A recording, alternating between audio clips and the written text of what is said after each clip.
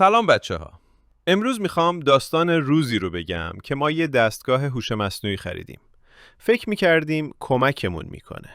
اما AI رو گذاشتیم روی میز و روشنش کردیم. چند ثانیه صداش در نیامد.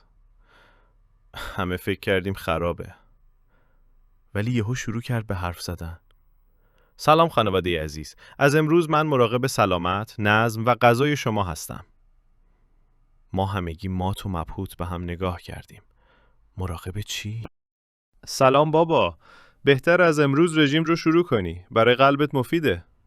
بابا، اولین جملهش گیر دادن به منه؟ من همین الان صبحانه خوردم.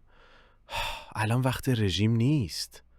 پدرم همون لحظه فهمید این AI دشمن شماره 1شه. AI جان، بگو امروز چی بپزم؟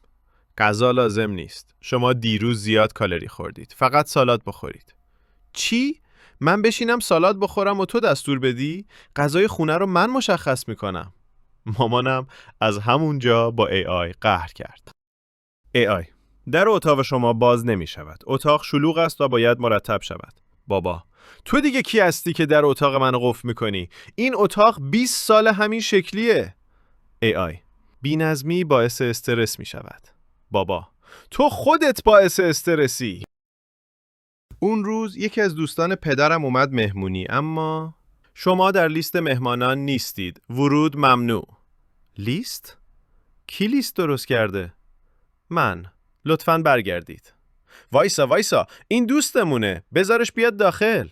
ورود او باعث افزایش مصرف انرژی می شود. خب من برم یا بمونم؟ و این شد اولین و آخرین باری که ما یک AI آوردیم خونه.